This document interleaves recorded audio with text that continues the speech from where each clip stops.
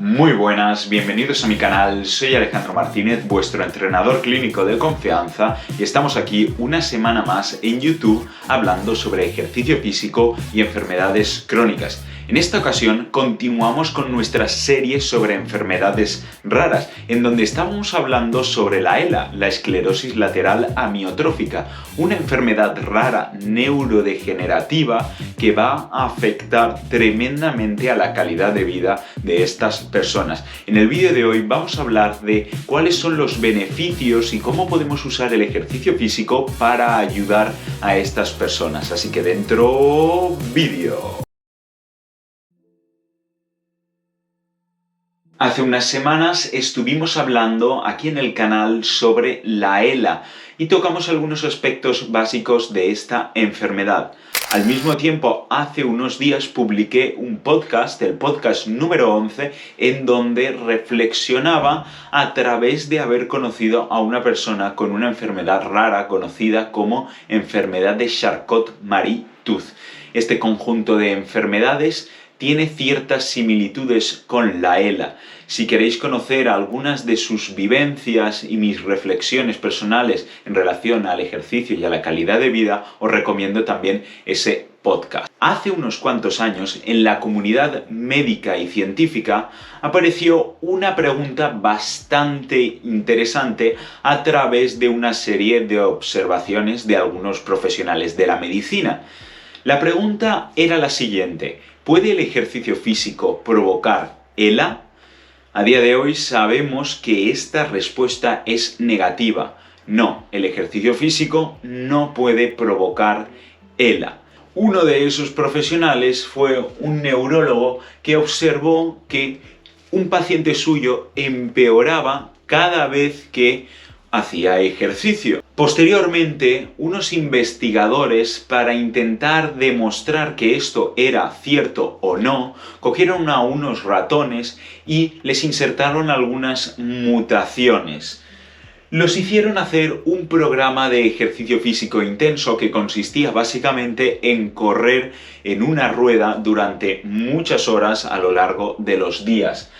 Lo que sucedió es que en estos ratones mutados genéticamente, la ELA no apareció y tampoco progresó. De hecho, algunos de estos ratones mejoraron su supervivencia, lo cual es bastante positivo. A día de hoy no existe ningún tipo de evidencia científica que diga que el ejercicio físico moderado o intenso en humanos provoque la aparición de la ELA. El nivel de evidencia científica en relación al ejercicio físico y a la ELA es bastante dudoso. Además, tenemos pocos estudios que nos ayuden a avalar nuestros argumentos, y esto al fin y al cabo lo único que hace es dificultar la relación entre estas personas y los entrenadores clínicos, fisioterapeutas, médicos, etc. Sin embargo, hay algunos estudios interesantes que han arrojado algo de luz en torno a la pregunta de si el ejercicio físico tiene algún tipo de beneficio en este tipo de personas. Respecto al tipo de ejercicio, se ha recurrido al ejercicio cardiovascular: correr, nadar, andar, hacer bicicleta, elíptica, remo, etcétera, etcétera. Entrenamiento de fuerza, ya sea con el propio peso corporal o con máquinas o pesos libres, bandas elásticas, etcétera. Y también el entrenamiento de la flexibilidad a través de los famosos estiramientos estáticos o dinámicos. Por otro lado, respecto a la duración de estas planificaciones, van entre 2 semanas, lo cual es una duración muy corta, hasta las 24 semanas o 6 meses, que ya es un programa bastante interesante, aunque a nosotros lo que nos interesa es que los programas de ejercicio físico sean a largo plazo y acumulen meses y años en la medida de lo posible, que ya sabemos que muchas de las personas que tienen ELA tienen una supervivencia reducida y van a dificultar que el programa de ejercicio físico se extienda a lo largo de los años. Todo esto depende del caso particular de la persona.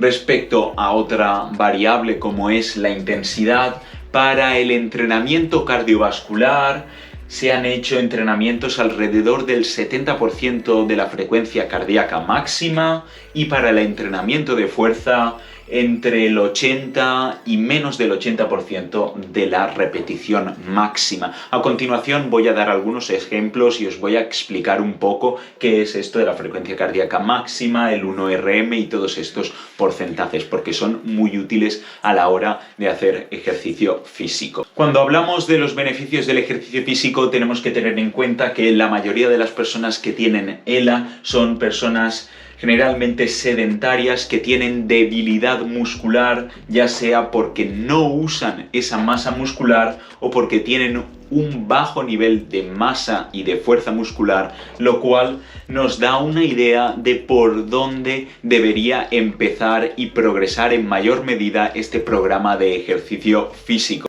Algunos de los beneficios más estudiados han sido la mejora de la fuerza muscular y de la masa muscular, especialmente en los extensores de rodilla, es decir, en los cuádriceps, que se encuentran en la parte delantera de los muslos.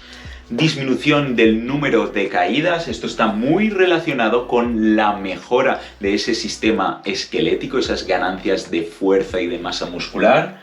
Mejora o un posible efecto de prevención del deterioro de la marcha, es decir, nos puede ayudar a conservar la velocidad y cómo nos movemos en el espacio, y también respecto más al entrenamiento cardiovascular, mejora de la capacidad cardiorrespiratoria, lo cual es un indicador muy positivo de salud y de supervivencia, y también de la función respiratoria, como es que están trabajando nuestros pulmones, etcétera, etcétera.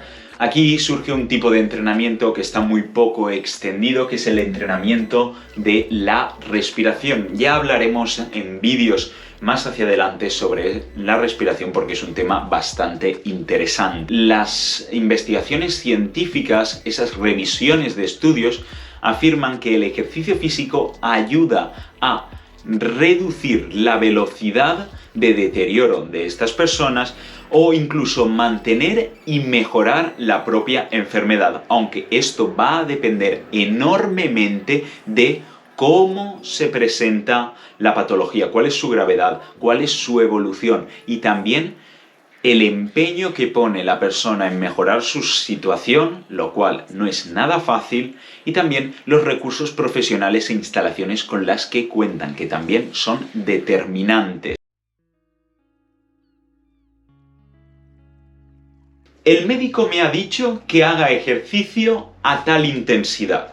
Bien, pues aquí tenemos un par de ejemplos, tanto para el ejercicio cardiovascular como para el entrenamiento de fuerza. Cabe decir que existen varias formas de analizar o de prescribir la intensidad del ejercicio, tanto para el entrenamiento cardiovascular como el de fuerza, pero nosotros vamos a elegir, en este caso, según los estudios científicos que hemos analizado antes, la frecuencia cardíaca y también la repetición máxima. Imaginaos que el médico os dice: tenéis que subiros a la bici durante 30 minutos a una frecuencia cardíaca del 70% de vuestro máximo. Bien, ¿qué es lo que tenemos que hacer? Calcular, o en este caso lo mejor que podríamos hacer sería contactar con un médico, un fisioterapeuta o un entrenador clínico, pero en el caso de que estéis solos, lo primero que tenemos que hacer es aplicar una serie de fórmulas muy sencillas, porque esto también se puede hacer con una prueba de esfuerzo. Sin embargo, aunque la prueba de esfuerzo es el mejor método, no está disponible o al alcance de todo el mundo. Vamos a aplicar la fórmula de Tanaka. La fórmula de Tanaka nos dice que nuestra frecuencia cardíaca máxima es igual a 208,75 menos la edad por 0,73.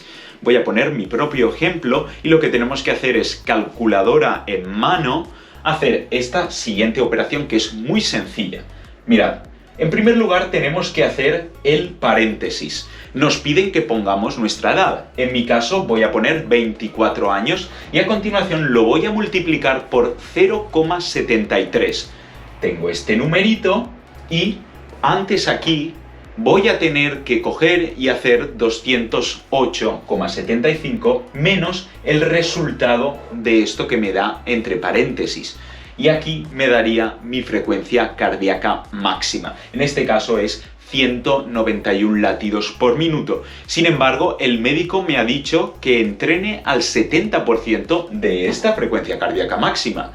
De nuevo, calculadora en mano o buscador de Google en mano, ponemos de la forma más sencilla posible el 70% de 191 y nos dará automáticamente el resultado. En este caso, una intensidad de 133 latidos por minuto.